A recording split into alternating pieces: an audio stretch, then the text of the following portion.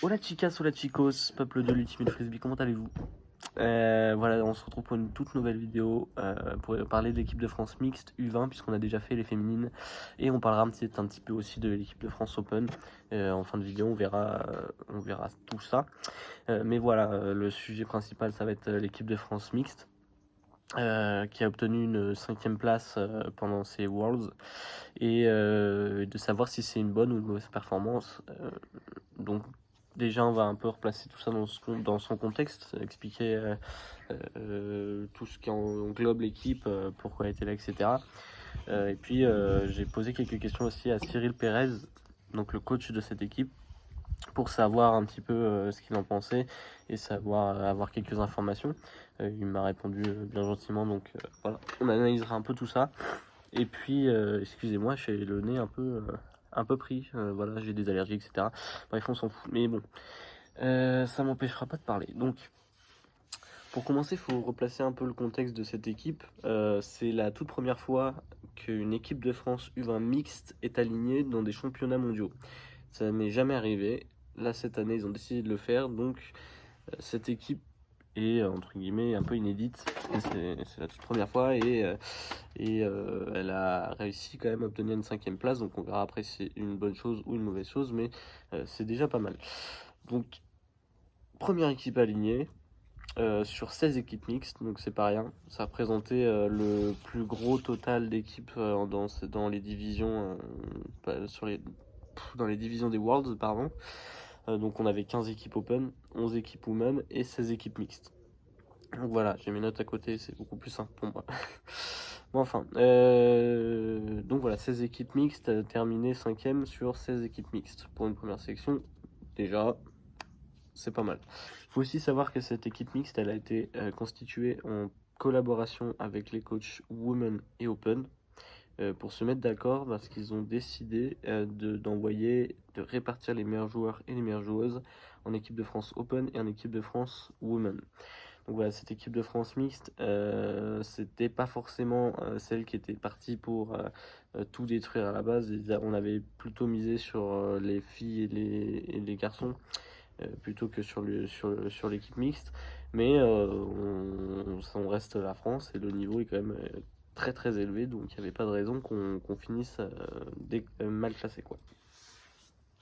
Et la dernière chose importante à préciser, c'est que l'équipe n'a eu que 2 week-ends de préparation. Donc c'est très peu. Ils avaient du mal à se connaître, etc. Ce qui m'a expliqué Cyril, c'est que cette équipe au début avait du mal à se trouver.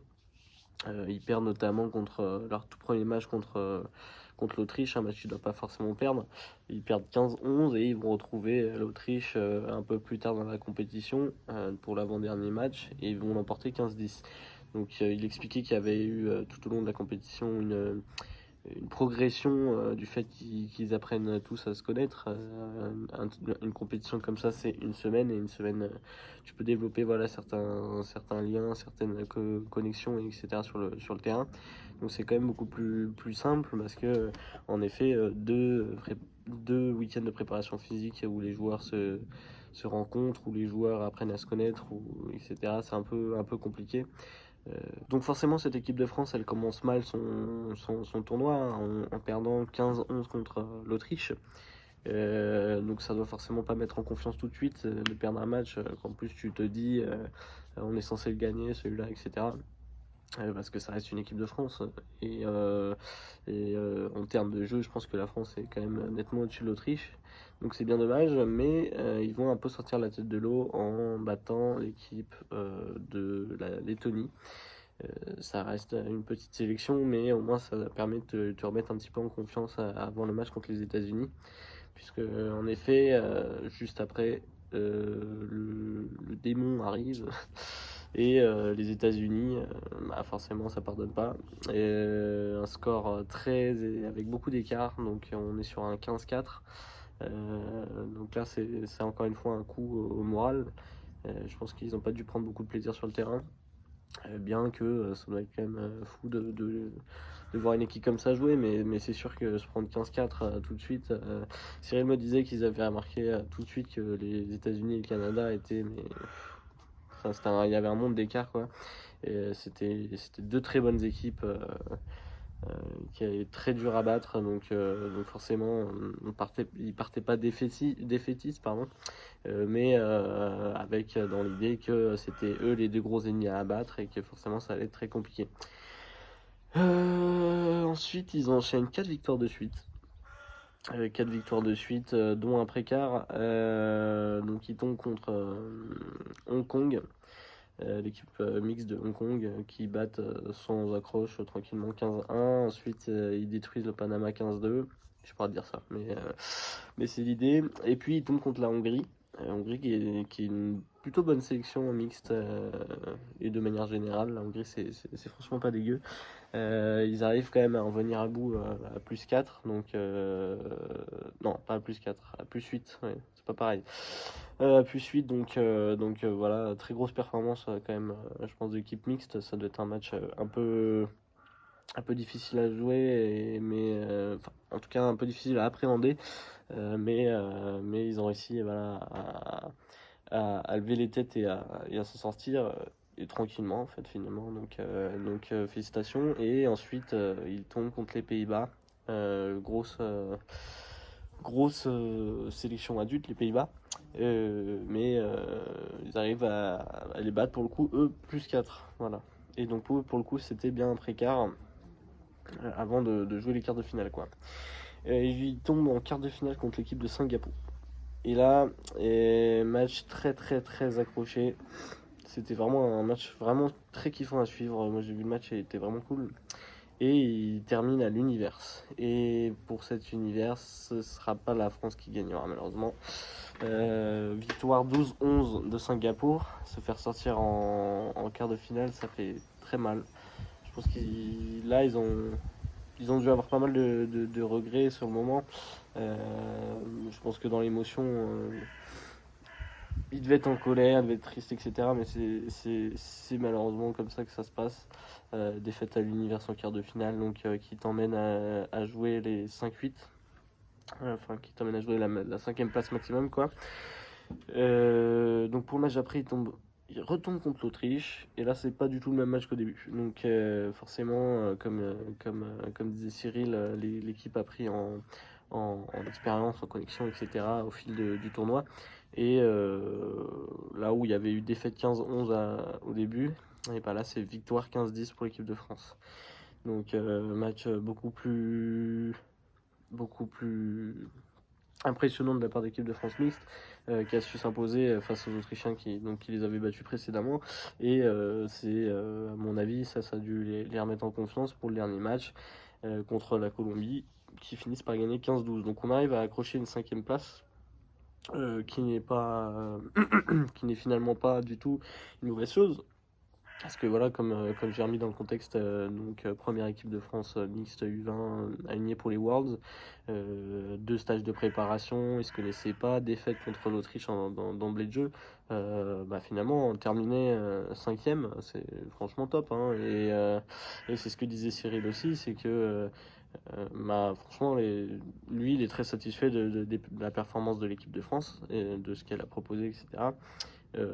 Puisque, en raison de toutes ces choses-là, on partait pas forcément dans les favoris à ce moment-là, quoi. Malgré cette performance de l'équipe de France mixte, les Français terminent 2e au total sur la compétition, les 3 divisions confondues, quoi. Donc les États-Unis, et ensuite c'est la France, avec la première place pour les women et la 2e place pour l'équipe de France Open. Donc voilà, plutôt bonne performance finalement de cette équipe de France mixte. On verra ce que ça donnera dans les années à venir, mais c'est sûr que pour une toute première dans les Worlds, ça fait plaisir d'atteindre directement le top 8, comme s'était fixé l'équipe et s'était fixé les coachs.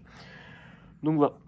On va passer à l'équipe de France Open, parler un petit peu de cette équipe de France Open, donc je me remets un petit peu sur mes notes. Et allons-y. Donc l'équipe de France Open, elle termine 2e sur 15 équipes en Open. C'est assez ouf, franchement c'est cool, parce qu'il y avait plutôt des bonnes sélections. On avait Belgique, Canada, Italie, États-Unis, il y avait franchement du beau monde. Donc voilà, il termine deuxième. Pour faire comparaison au JJUC là, il y a 2 ans, l'équipe de France terminait deuxième également avec le même score en finale. Donc elle termine 15-11 cette année et il y a 2 ans. Donc voilà, on reste sur... on maintient un peu le cap. Et à l'Euro l'année dernière, donc pendant les EYQC en Italie, termine deuxième face aux Italiens, donc défaite 15-9 en finale. Donc voilà, c'est comme ça, on est visiblement abonné à la deuxième place, mais il y a des très grosses équipes en face. L'Italie c'est une très grosse équipe, le Canada c'est une très grosse équipe, les États-Unis sont une très grosse équipe, je vais y arriver. Donc voilà, mais ça reste une performance assez dingue. C'est vraiment kiffant de ramener des médailles. Maintenant, je pense qu'ils ont été frustrés forcément par la défaite en finale. Quand tu perds 15, on a déjà perdu une finale, c'est très frustrant. On voyait les comportements après des joueurs qui étaient vraiment abattus, etc. Parce que je pense qu'ils sentaient qu'ils avaient moyen de faire quelque chose. Il n'y avait pas autant d'écart entre. Enfin, il n'y a pas tant que ça d'écart entre les deux équipes. Donc, forcément, ça doit être un peu frustrant de terminer à la deuxième place du podium et pas la première, mais bon, aller jusque là avec un tel parcours, bah, ils ont quand même sorti, donc ils ont sorti la Belgique en quart, donc sur le score de 15-7, et ils ont sorti le Canada en demi à 15-12. Donc franchement, un très beau parcours, je pense qu'ils peuvent être fiers d'eux. Donc même s'il y a la déception de ne pas avoir eu la médaille d'or, bah, faut se dire aussi que c'est les États-Unis et que les États-Unis c'est leur sport, etc. Il n'y a pas photo. Donc voilà, ils peuvent relativiser un peu là-dessus. Maintenant, un jour ça passera, hein. On passera en Open U20, ils arriveront à les battre, etc. En tout cas, on a eu aussi droit au meilleur scoreur des WJUC, donc qui finit bien à égalité avec un Canadien qui s'appelle Carter Bayer, et au 6e meilleur passeur du top 1, du tiers meilleur passeur des WJUC en Open, qui s'appelle Olivier Gibert, et qui termine du coup meilleur passeur français en Open. Donc c'est deux joueurs assez ouf. Il suffit de regarder les matchs, hein, les rediffusions un peu de CWJC pour voir. Donc voilà, beaucoup de passes extraordinaires et tout. Il y en avait aussi des très bons joueurs. On avait Enzo Stanguenec, on avait Laurent Beaulieu, on avait voilà, des gros joueurs qui impactaient pas mal le jeu. Donc c'était vraiment kiffant de regarder cette équipe jouer, elle est très kiffante et je pense que tout le monde dans les teammates français peut se dire qu'on est quand même à l'abri en termes de joueurs. On a du beau monde qui arrive pour les équipes de France seniors. On a déjà des très jeunes comme Joseph qui sont arrivés en équipe de France senior directement. Donc c'est pas des juniors c'est sûr, mais c'est des jeunes qui arrivent à passer de l'équipe de France junior à l'équipe de France senior. Chose qui n'arrive pas toujours. Et voilà, donc on assure une belle continuité, ça c'est certain.